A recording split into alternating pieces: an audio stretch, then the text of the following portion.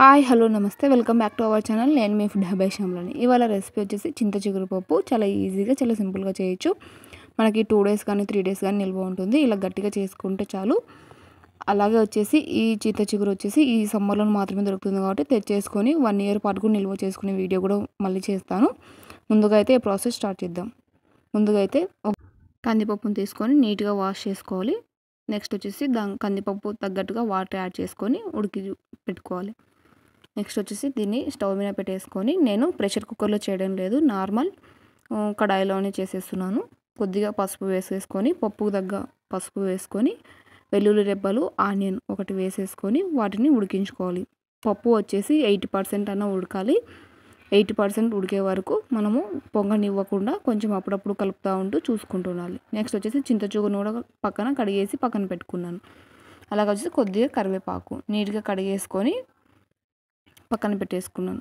Next వచ్చేసి చింతచిగురు వచ్చేసి కొంచెం లేతగా తీసుకుంటే చాలా బాగుంటుంది. ముదురు దానికంటే లేతగా ఉంటేనే పప్పు చాలా టేస్టీగా ఉంటుంది. అంత చింతచిగురు ముదురుగా ఉంటే టేస్ట్ ఉండదు. నెక్స్ట్ వచ్చేసి పప్పు వచ్చేసి 80% ఉడికాక మన స్పైసీ తగ్గట్టుగా కారాన్ని యాడ్ చేసుకోవాలి.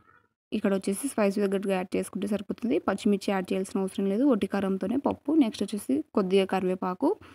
నెక్స్ట్ వచ్చేసి మనం కడిగి పెట్టుకున్న చింతచిగురును వేసేసి చింతచిగురు బాగా ఉడికేదాకా మగ్గనిచ్చుకోవాలి. ఇంతేనండి, చాలా సింపుల్గా చాలా ఈజీగా చేయొచ్చు. ఈ పప్పు వచ్చేసి గట్టిగా ఉంటుంది. 2 రోజులైనా మనం ఫ్రిడ్జ్లో పెట్టుకుంటే 3 డేస్ అయినా ఉంటుంది. బయట అయితే 2 డేస్ అయినా ఉంటుంది.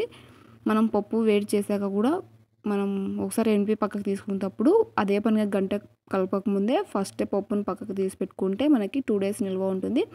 అలాగే టేస్ట్ కూడా చాలా బాగుంటుంది, పుల్ల పుల్లగా చాలా బాగుంటుంది. నెక్స్ట్ వచ్చేసి కొద్దిగా జీలకర్ర వేసేసుకొని ఫైనల్గా పప్పుని ఒక 2 మినిట్స్ ఉడికించుకొని స్టవ్ ఆఫ్ చేసేసుకొని చల్లారాక పప్పు వెనుక్కుంటే సరిపోతుంది. వీడియో నచ్చితే లైక్ చేయండి, అలాగే షేర్ చేయండి.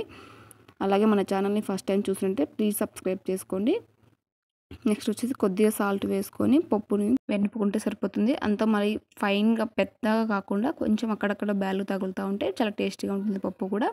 ఇంతేనండి, చాలా సింపుల్గా చాలా ఈజీగా చేయొచ్చు. 2 డేస్ నిల్వ ఉంటుంది. అలాగే వచ్చేసి పోపు పెట్టేసుకుంటే సరిపోతుంది. పోపు వచ్చేసి వెల్లుల్లి, అలాగే జీలకర్ర, ఆవాలు, ఎండుమిర్చి, కరివేపాకు వేసేసుకుంటే పోపు కూడా రెడీ. చాలా ఈజీగా చాలా సింపుల్గా చేయొచ్చు. డెఫినెట్గా ఒకసారి ట్రై చేయండి.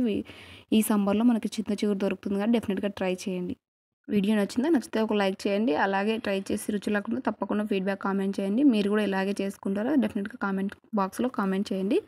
ఇంతేనండి, పోపు వేసుకుంటే రెడీ చింతచిగురు పప్పు. చాలా ఇన్స్టెంట్గా చాలా ఈజీగా అయిపోతుంది. 2 డేస్ దాకా నిల్వ ఉంటుంది. డెఫినెట్గా ట్రై చేయండి. అలాగే వచ్చేసి 1 ఇయర్ పాటు చింతచిగురుని ఎలా నిల్వ చేసుకోవాలో నెక్స్ట్ వీడియోలో అయితే ఉంటుంది. తప్పకుండా మన ఛానల్ సబ్స్క్రైబ్ చేసుకోండి. Thank you for watching video. Bye bye.